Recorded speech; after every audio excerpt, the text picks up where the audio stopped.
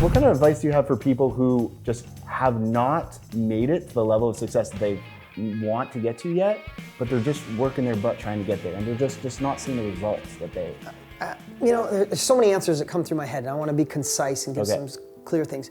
The first thing that comes to my head is, I think there's 3 things that are really important. I teach my whole team this, I teach my children this, and I teach everybody around me. My core team of 60, 70 people know this. If Dean said, what's the thing to break through? Like if we're stuck on a marketing campaign, if we're stuck, man, we can't get this ad to convert, we can't fill this event up.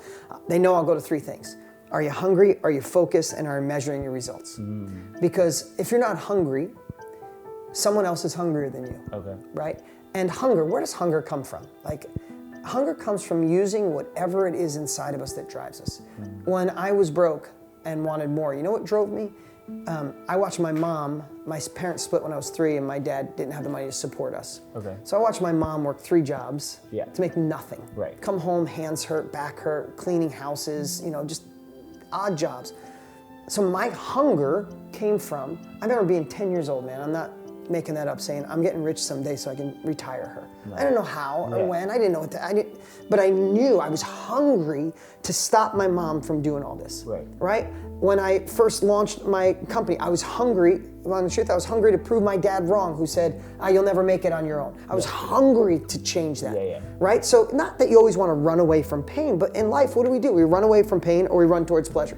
So if you got pain in your life, freaking amp it up. Don't say I'm blessed, everything's great. No, if you're not happy, you're freaking unhappy. Feel it and know that if you don't do shit, if you don't get hungry, in 5 years, the same thing that's happening now will happen, except you'll have 5 more pounds around your belly and a couple more wrinkles. Right? So find whatever it is you can do, find the hunger. Either decide you want to move away from pain and fuel the pain, or if life's okay, you're ready for a transition, something new, then find something pleasurable. I want to impact lives. I want to change the world. I want to speak on stage. I want to write books, or whatever it is. Get so passionate about it. People always ask me, how do you have so much energy at this age? Because I'm hungry, because I'm passionate. And I still remember that broke kid that I never want to go back to. So first is hunger. The other is focus. There's so many of us, we want more, and we might have the hunger, but we see like, should I do something on Amazon or Shopify, or maybe I'll write a book, or I'll start a brick and mortar company, or no, I'll partner with somebody, and we just like, I feel like, and I've done it too, I'm guilty of it, is I wanted it, but I never went deep. Like I probably got, before I really had a breakthrough, I probably got to using a silly sports metaphor, I probably got to the 5-yard line. I came down all the way down the field, and I was like, that's not really working. Shiny object, let me try this. Let me try this. And how many times do we bail on something when we're this close? So close, because we weren't focused, we were distracted. We're trying to swim in 5 swim lanes at the same time. And all I know is mastery and depth is the game changer. In my company, my partner Tony Robbins, watching your family, like the reason you impacted so many lives and you created such a valuable company and helped change the world is because you guys went deep on what it is you guys did. You didn't have 20 different companies. So hunger, focus, and then the last one is measure your progress. Now, if you're playing a baseball game, if you didn't keep score, you wouldn't know who's winning, right? If you're trying to lose weight, what do you do on a weekly basis? Measure it. You go to a scale. You go, I was 160, now I'm 158. I was 158, now I'm 152. But so many times in our businesses, we don't measure, right?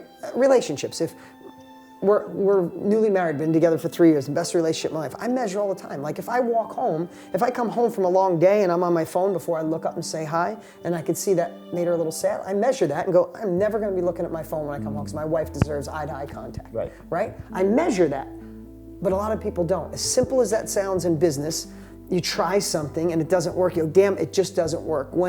If you're sending an email, was it the subject line? Was it the copy in the email? Was it the page they went through? Was it the offer? Was it because you were having a bad day? If you measure all those things in marketing, which I obsess on in my business, and you go, it was the subject line, I measured it. Try this one. It improved. Okay, let's do more of that and less of this.